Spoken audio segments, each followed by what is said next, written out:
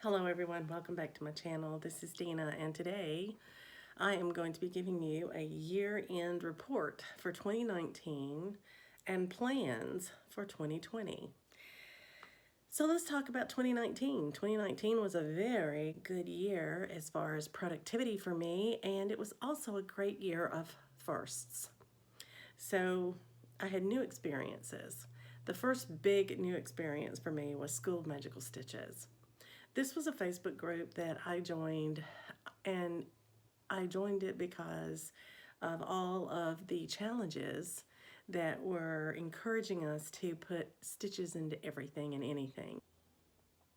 Another thing I did this year that was a new experience for me was I crocheted a baby blanket to donate to a charity through a women's group at our church.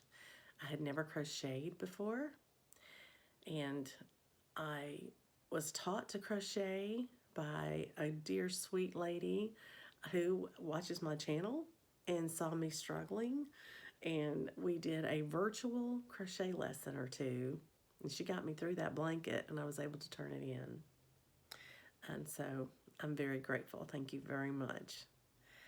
I used variegated silk on at least 4 projects that I finished last year. It was my first year really of using variegated silks, and I fell in love with them. I think they're beautiful. They are a little bit slower to stitch with because you have to cross every cross just like you do with variegated cotton. But silk is a little less forgiving, and you have to use shorter strands, and it just takes a little finesse to make the colors match up if you want them to when you change threads. But I did enjoy it, and so that was a new experience for me. I used my variegated silk in Flowers of the Holy Night, in Simply Love, and I'm using it in Quiet Please, and I used it for the words in Jumping Jack Frost. So those are at least 4 I know that I have used them this year. I did one Stitch With Me that was a segment of my regular video, but I actually tried to set up my camera to where you could see me stitching, and I did have some people ask me a couple of questions about my stitching style, and I found that to be an interesting conversation, but I don't have a real good camera set up for that, and so I'm not sure how many of those I'll actually wind up doing, but I did do one, so I have actually got that under my belt now. And also, I started a small full coverage, my first full coverage. I've had almost full coverage in my Dimensions kit. That A Kiss for Snowman right there has 2 small sections of it that you don't stitch that are bright white fabric next to the snowman and next to the little girl. Everything else is stitched. But my piece that I'm doing for my friend Cheryl, that's the Raggedy Ann and Andy dolls, that is a full coverage, and it's my first. And so I'm working on it, and I'm probably almost halfway done. I'm hoping to give it to her next Christmas, but I got to work on it a lot. But that will lead me into plans for next year, because those plans will include another full coverage, which is my first Haid. But before I jump into plans, I would like to share a few things with you about 2019.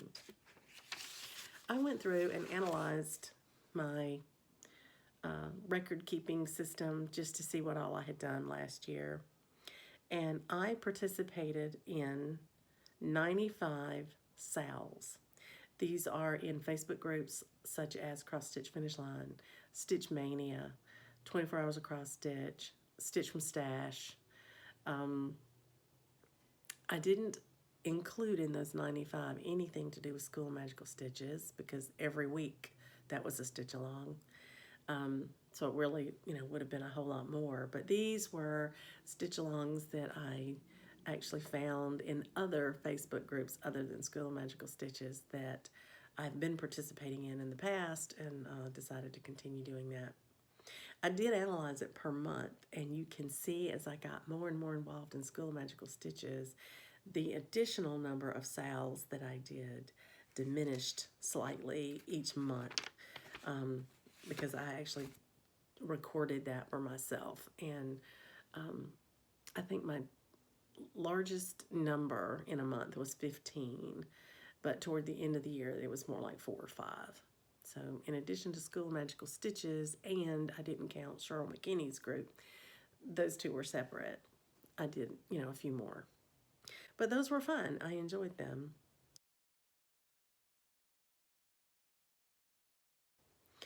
I thought it would be interesting to see how or where those finishes came from. And so I looked at the dates of all the starts that I had and counted those up in my finishes. So I finished 3 projects that I had started in 2017, and they were all big projects. It was Ashley's Roses, Nantucket Rose, and Flowers of the Holy Night. I started all of those in 2017, and I finished them all in 2019. And then Seaside Kingdom, right here, I started in 2018, and I finished it in 2019. Then the rest of my finishes, I started in 2019. So it was a good year. It was a very productive year. So I decided to look at, of my finishes, how many of them were large, how many were medium, how many were small.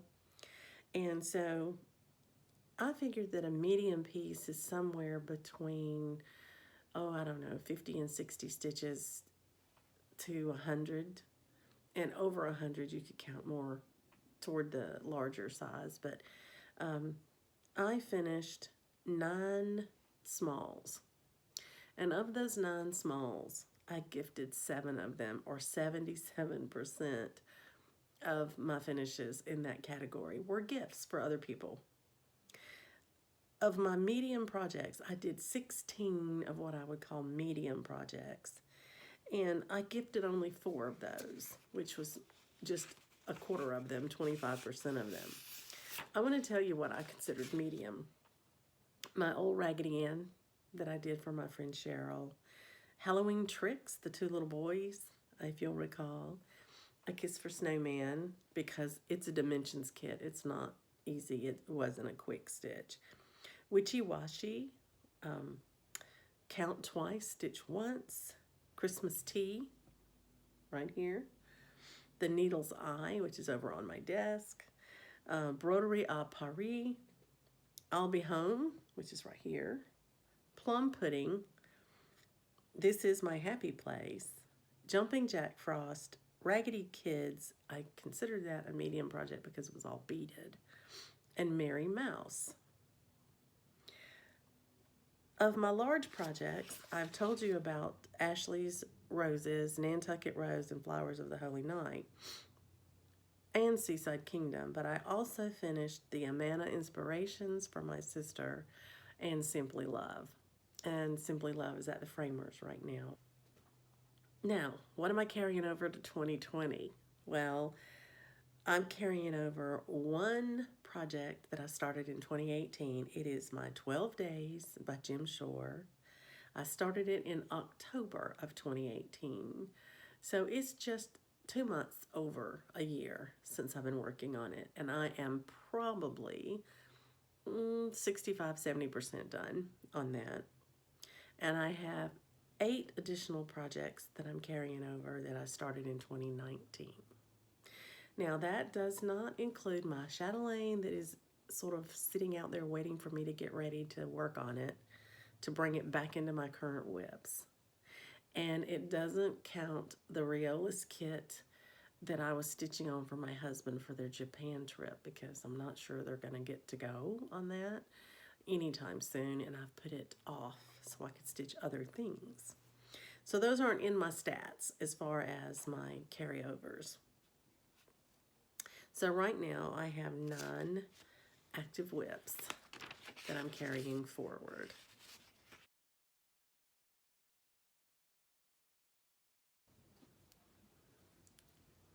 Hello everyone, this is Dina, and today is Friday. It is the 27th of December, and I'm here today to talk about my planning for 2020, if this little creature will let me. Many of you have asked about my planning. We like to share ideas with each other and find out ways that we can improve our planning processes. So I hope that many of you will share comments and ideas with me after watching this. I hope some of you will watch it. I'm not showing a lot of cross stitch today because I'm actually talking about a planning process. So let me just kind of tell you how I went through my planning for this year. I try to do something different each year, and that keeps everything sort of fresh and moving along for me. And so this year's no exception. Last year was a year of finishes. It was a year that I wanted to concentrate on trying to clear out some older whips that had been taking a long time to work on. And I've given you my update for the end of the year already, where I mentioned that I did finish 56 things, and I'm only carrying forward 8 items, and all but one of those is from 2019 starting. So I think I did really, really well in meeting that goal. So what do I want to do for 2020? Well, one of the things I want to do, and I had to stop myself because I did an entire plan on this, was to stitch everything, just to start all the things. But I know myself, and the more I would have started, the more anxious I would have become that I needed to stitch on everything and finish everything, because I am a project stitcher, not a process stitcher. And I had actually had a plan to start 26 things in 2020, and I had to just delete the video because I thought, I can't do that. I will become so overwhelmed. That's so far out of my comfort zone. And yes, I do want to stitch all of those things, and I want to start all of them right away, but I can't give in to that. I really have to be realistic about my stitching style and what I can get done in a year. So this is what I did instead. I really like variety in what I stitch, and so I have developed categories for my stitching, and I have a list of those categories. I have several categories here, so I'll read them off to you. I have Christmas, no surprise there. I have Easter this year. I actually have several holidays this year as categories because I don't have enough decorations for those categories. I guess my little puppy wants to play tug. What do you think, huh? So I have, for holidays this year, I have Easter, I have Halloween, I have patriotic, I have Thanksgiving, and I have Valentine's Day. So I have whips, or not whips, but projects that I would like to start in the near future, all in those categories. I have the category of gift. I have my home or my sewing room, to be more specific, either or. And I have a seasonal category. And my last one is an open category. So if I don't find it fitting in anything in particular, I can just throw it in the open category. I added up what I thought would be an appropriate number of whips to carry at a time for each of those categories. And if I had one in every single category, and up to the maximum number in every category, because in some I have 2, in Christmas I have 4, I would have 20 ongoing whips. I've gotten up to 16 before, and it started stressing me out. So I'm giving myself permission to get up to 20. I don't know that I will, but if I have a maximum number of whips in every category, it would be 20.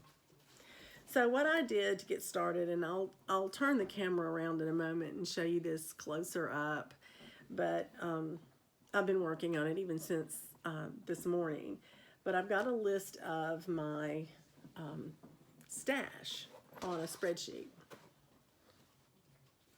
Did I just eliminate something? No, okay.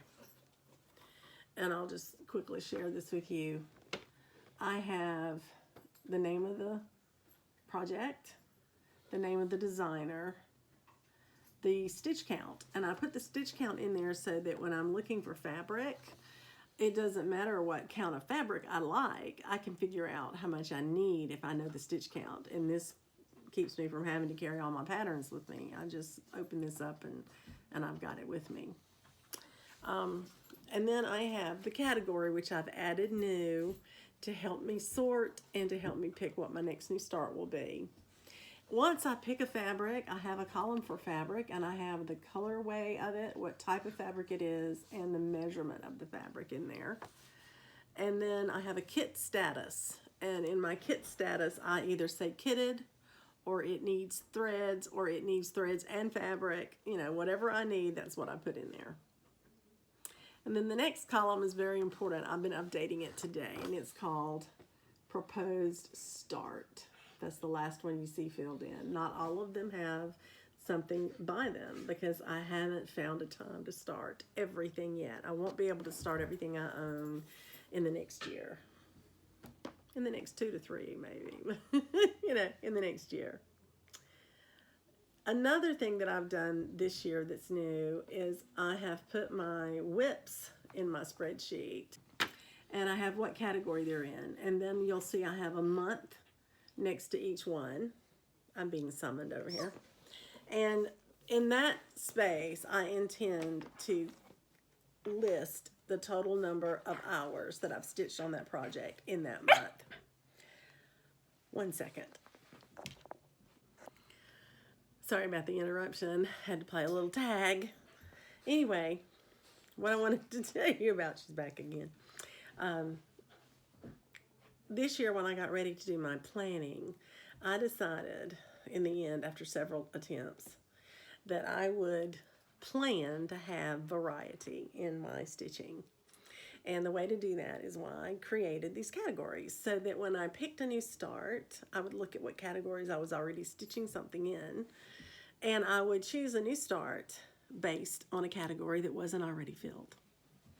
So I took my year, I filled in first what I knew were going to be starts for Sal's,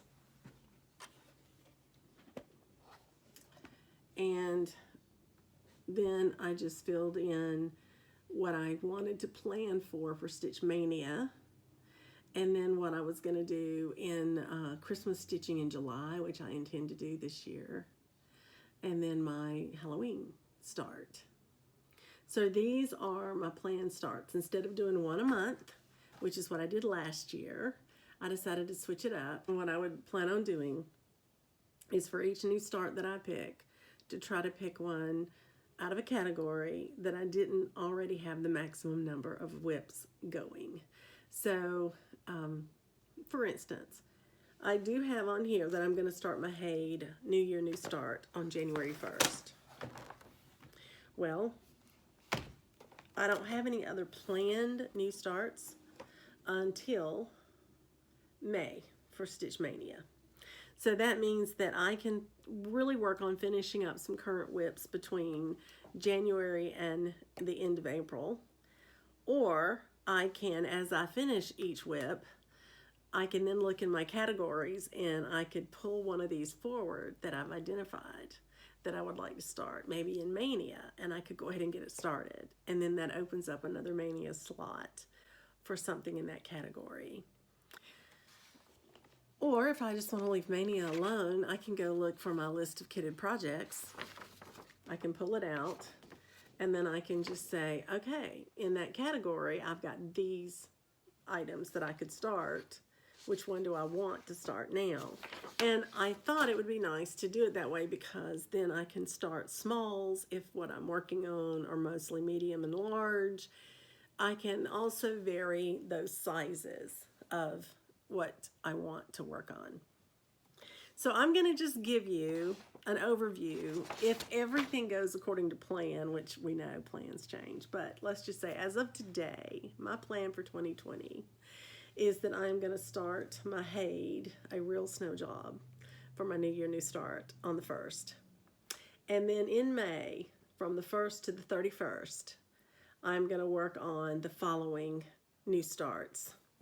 That is Lovebirds, one that you voted on, and that is going to be in the category of Valentine's. I'm going to start Soul Sisters, which is going to be a gift. I'm going to start A Stitch in Time for my sewing room. That's also one you voted for me to start next.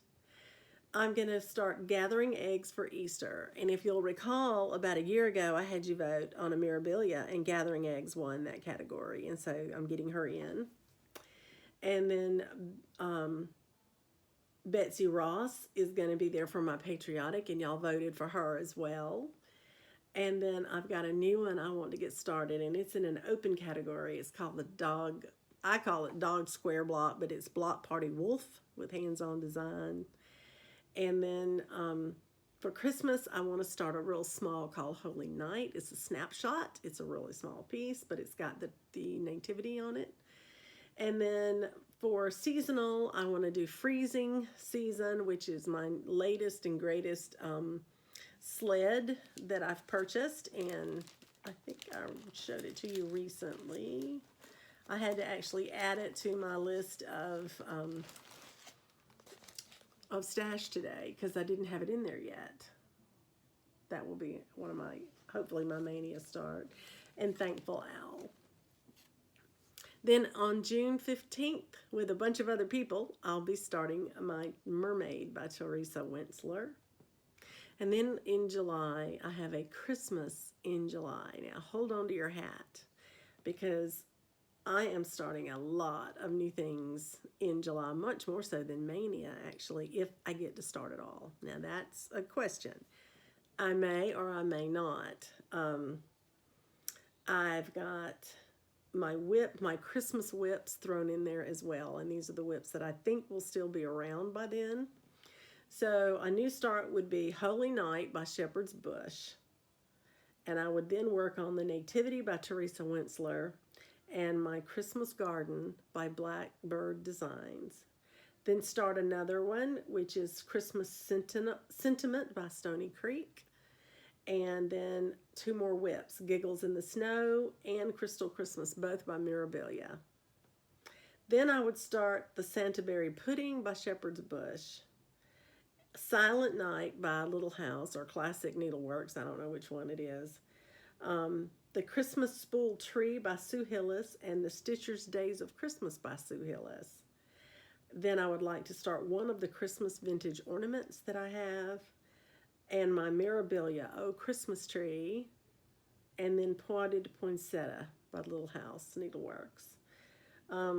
Those might change in and out as I look at how many are big and how many are small.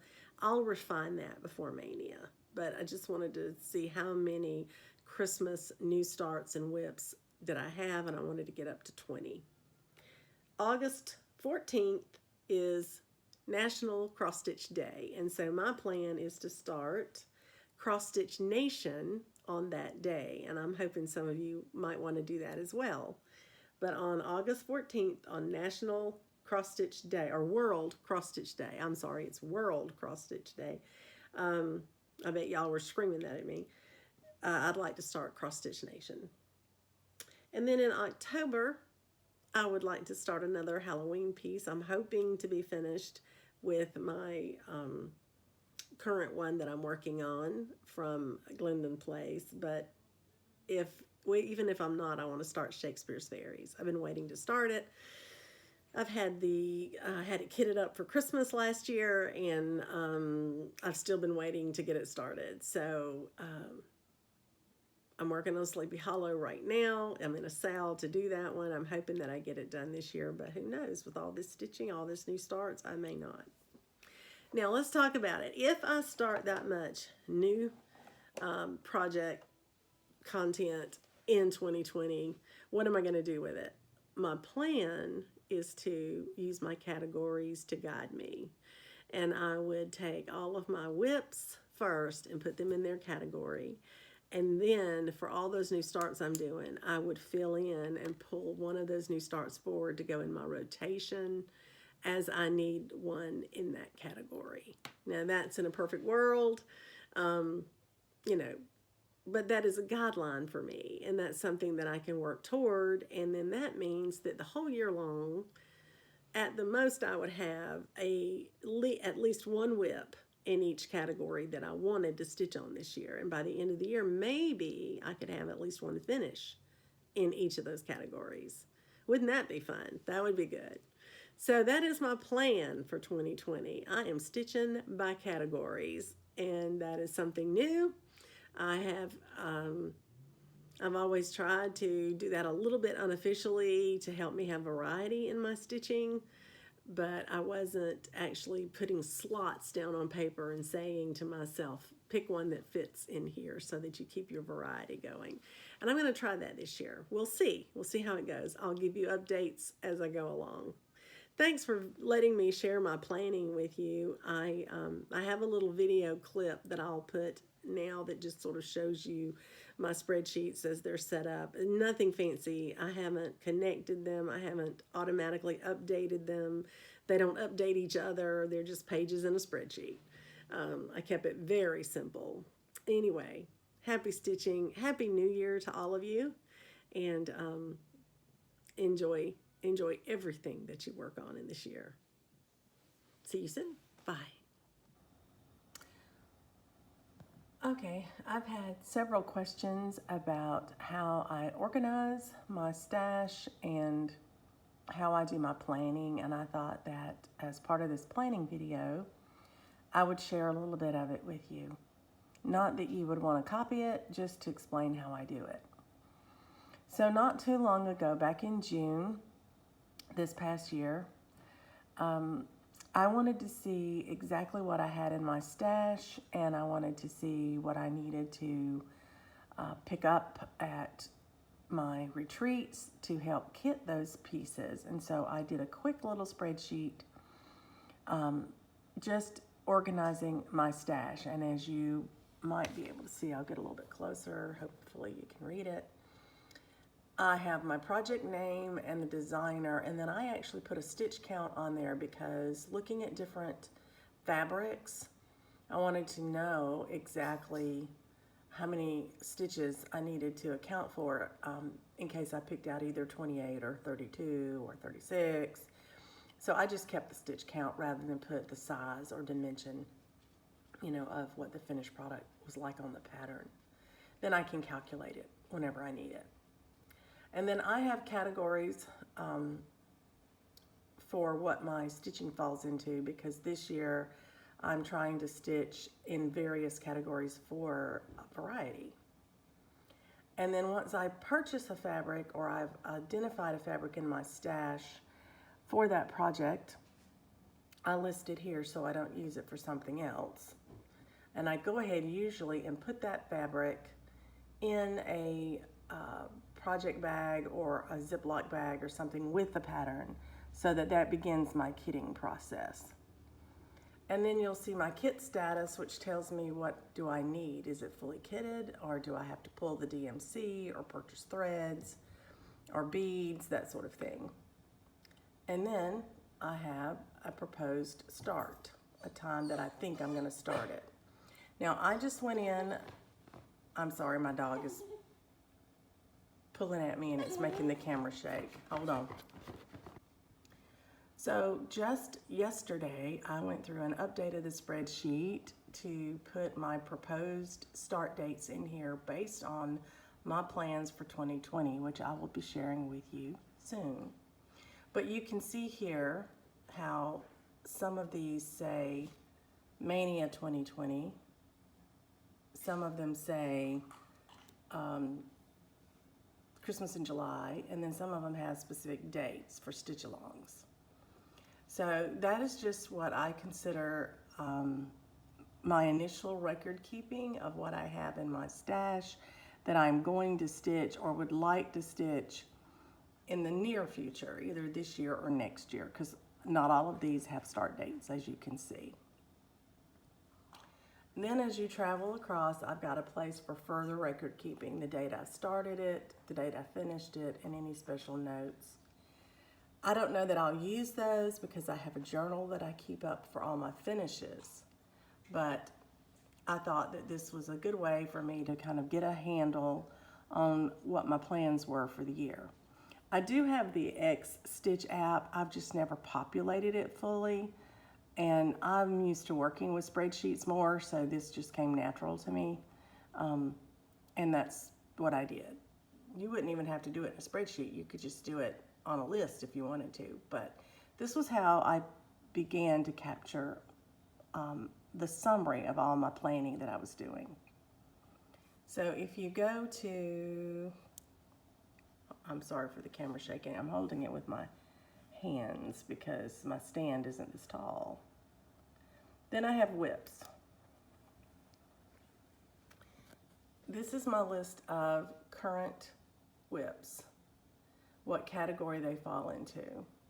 And I've decided that I'm going to count the hours that I spend. I keep a record of it right now in a little 3-ring binder.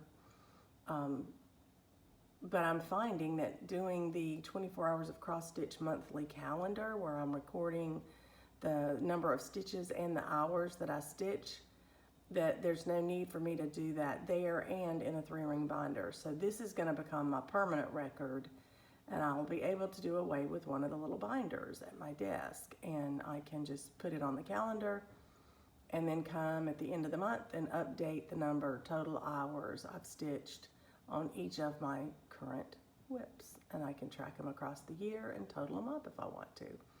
I'll total them at the finish for sure. The next page that I developed is my 2020 plan. And this has been several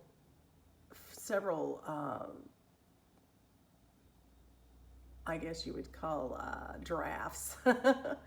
But what I have determined so far is the start dates for my projects here. You see my Haid starting on the 1st. You see my plans for Stitch Mania. You see my plans for Christmas in July.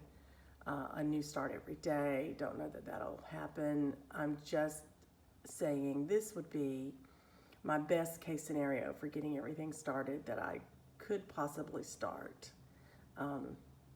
this year. That's a lot of new starts. I think Christmas in July may be a little aggressive, but we will see. I at least have it there to consider. And then I mentioned that I journal my finishes. So I created a journal page. I've been handwriting these journal pages. So now I've decided just to create one here so I can print them as I need them.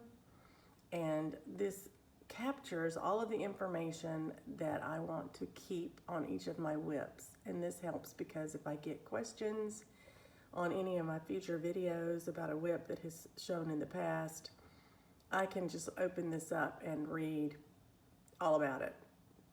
This is something I'll print off. I keep it in a paper copy and I fill it in as I go. And I keep that at my desk in a notebook. I'm not gonna set up a whole bunch of journal pages here in the spreadsheet. This is just my master. And I will print it off, and I've got a hole punch for my calendar, and I'll just punch the edge, and I've already tested it. It fits perfectly, and we'll go from there. I hope this helps a little bit in giving you some ideas maybe of just some of the process that you can go through to organize your thoughts.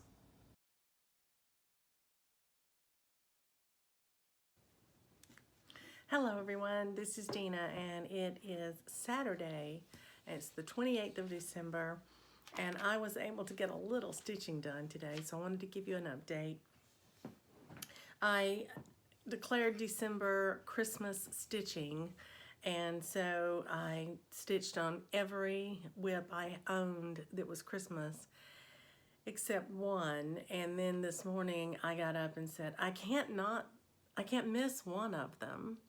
So I had the community pantry packing day today, where we go and pack all the bags that we're getting ready to distribute to people who are in need next week. We have 2 weeks that our church is responsible for the pantry.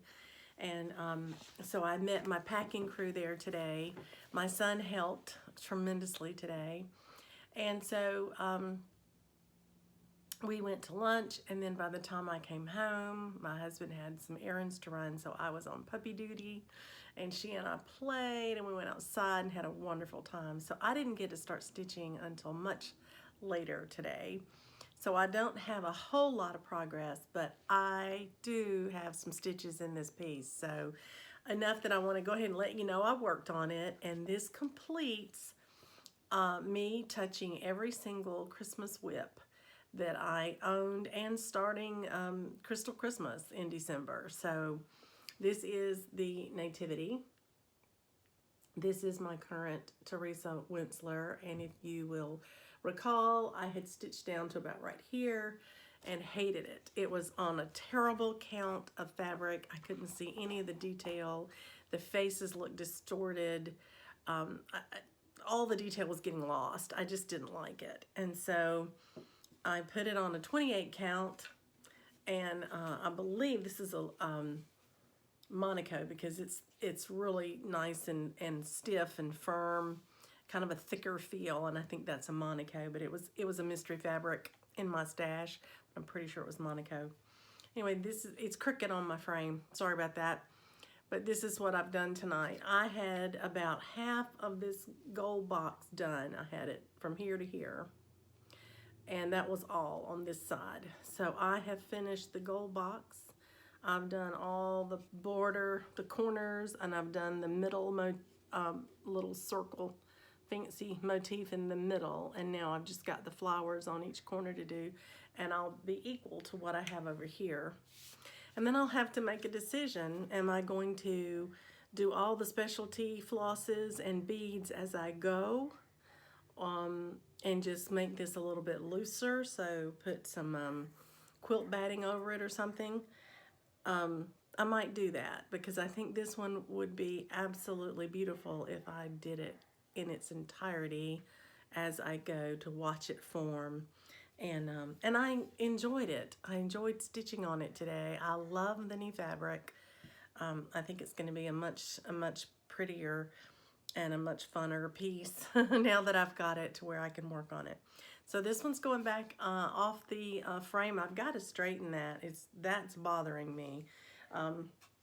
But anyway, I did get 223 stitches in it today. So that's not terrible for one short day, and that'll be great.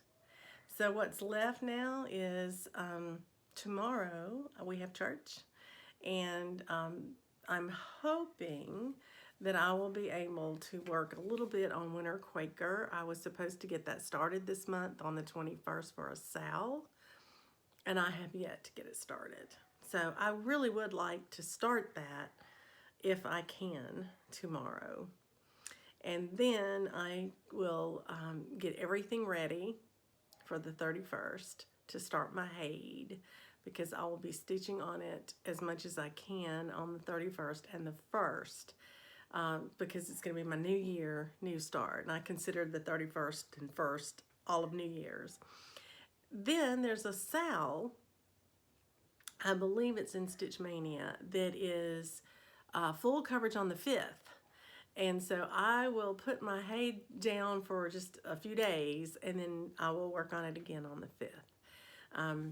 So I decided that I would go ahead and tack this on to the end of my planning video, because it would be terrible to have a video and not show you any cross stitch. So this is my update for that video, and that'll be what you have.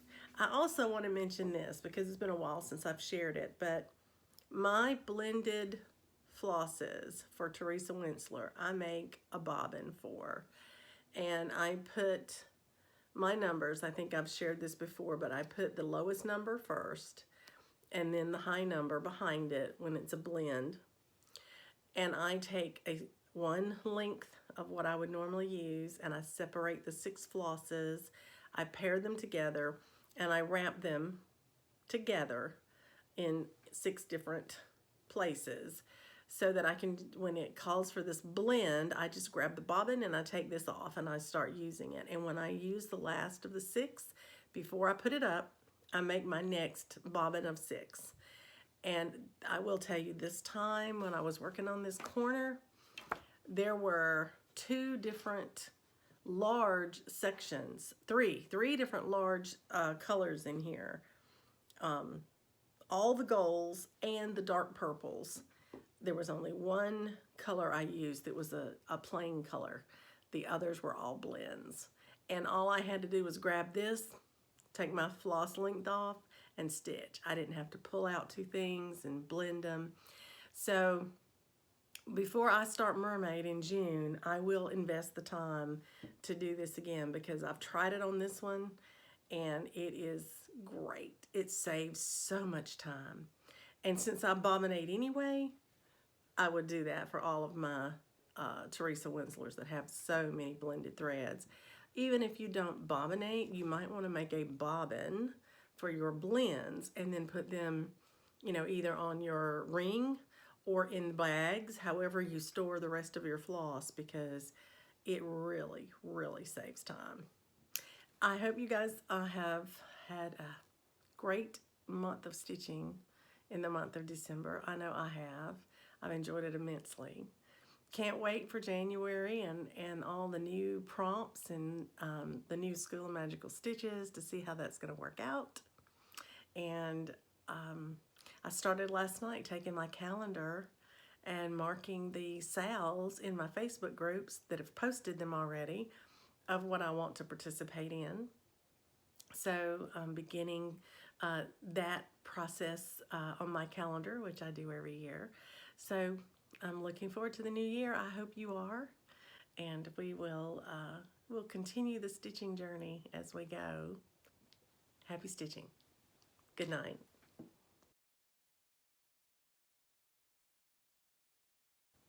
Hello everyone, welcome back. This is Dina and today is Sunday.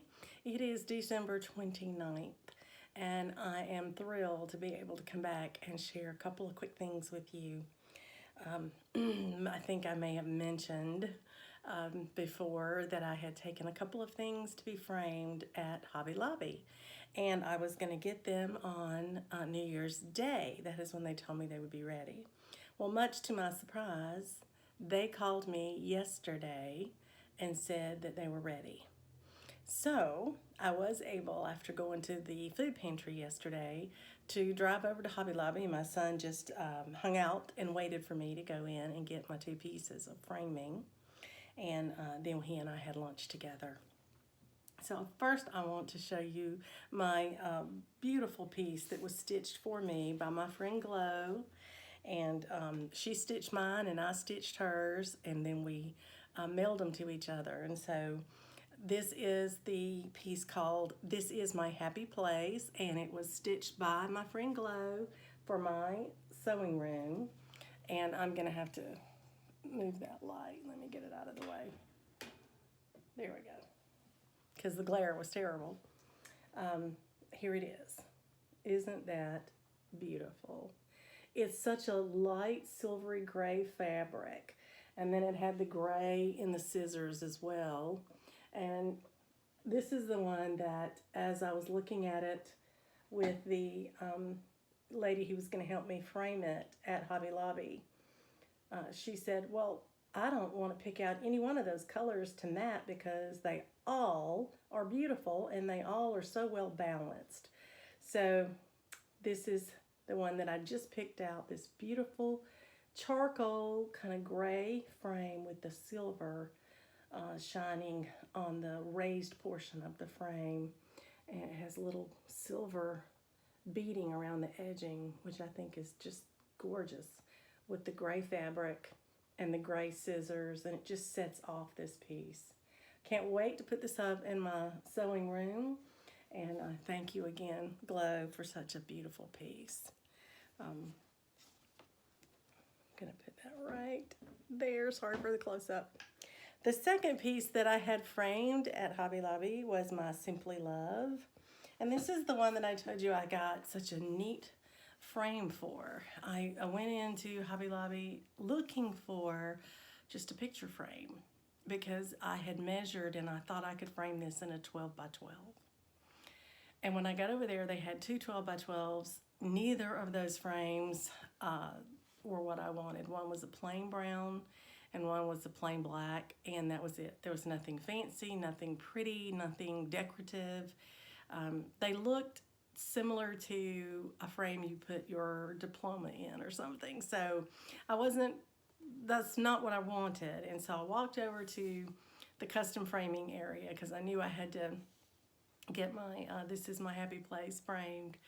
And I looked at the different things hanging on the wall. And when I saw this frame, I decided that's perfect. Now I have to find the perfect mats.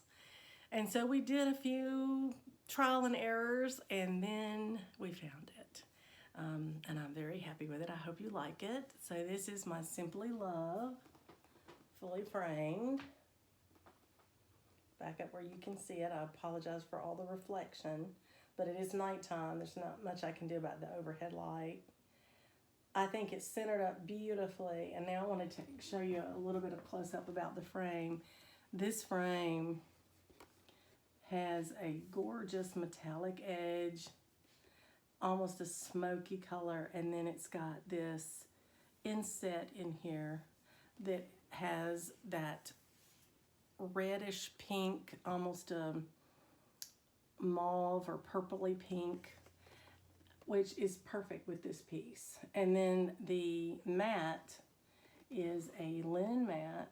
It has a weave in it.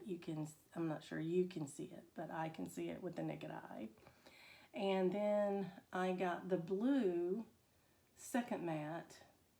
You might be able to see a little bit of the linen look right there in that red or burgundy mat. And then the blue is the exact color of the blue in the threads and the beads, which helps pull a little more of the blue out in this piece, I think. Because it's just a little bit here and there. And so the mat for the blue was much smaller than the other one, just to pull at that blue a little bit and break up all the pink, from there. But I think it turned out very well. I'm very happy with the frame. I'm very happy with the way it's matted, how it looks. And this is gonna go up on my wall, of course, for Valentine's Day, but it's something I can leave up at any time because it's so classy looking. So I'm just really happy with it. I hope you like it. Simply Love, and doing the double mat and spacers allowed for all the beads, the bugle beads, and even the heart button in the middle, the special treasure that was there. This is a Glendon place called Simply Love, and I did it on a Picture This Plus fabric called Bashful. So I hope you like it. Now, those are my fully finished objects for this time. I have a couple of frames I purchased that I want to frame some pieces in, and I'm hoping to get that done maybe tomorrow if I can. I'm not sure about it. But the piece of information I want to share with you that I'm so excited about is something that I have been trying to do for 2 to 3 days now and not finding the opportunity to do that until today. But I had a new start that I wanted to do with a group as a part of a sale, and it's the Winter Quakers sale. And this is the Winter Quakers pattern here. This is a Rosewood Manor. I believe it's my first Rosewood Manor. I'm not sure, but I think it is. And I think it's absolutely beautiful. And I read through twice all the instructions, and they say to start in the upper corner and work your way, down and across. So I've made my working copy, and I got started today. I got it on my scroll rods, and I got it a little bit of a start. And all I got done is this motif here, and then there's a little tiny snowflake here, and it's hard for you to see it, but it shows up really well in person. There you go, maybe that helps. But these are Valdani threads, and so they are 3-stranded, and you use it just as it comes off with the 3 strands. Then when you do these snowflakes, they're called for 1 strand. So these are 1 strand, and I wasn't sure if they were going to be enough to see or not, but I think you can see them pretty well there. I think the 3 strands are a little bit more than I'm used to because it calls for 28 count. This is the called for fabric. It is also the called for threads. So it's a Picture This Plus Cashel 28 count linen. It is in dwarf. That is the color, dwarf. And the Valdani threads are here in my little bags, ready to go. And I got a wee bit of a start on it, just so now it is a whip. It is officially a whip. So got that one going. Well, what a great December of stitching. What a great week of Christmas, and now we're getting ready to head into New Year's. I think that the best thing for me to do now is just to wish you Happy New Year. I don't know that I'll have anything more to show tomorrow. If I do, I'll put in a little clip in here, but otherwise, Happy New Year to everyone. Please stay safe, and I will see you in 2020. Happy stitching.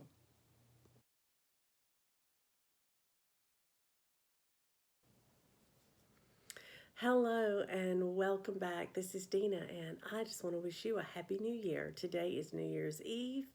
I am here for my final update on anything I've been stitching on in 2019. This will be the last segment of this video. It's mostly about my plans for 2020, but I couldn't close it out without showing you what I worked on yesterday. I am a member of a closed group. This is Cheryl McKinney's 30 days journal and cross-stitch group.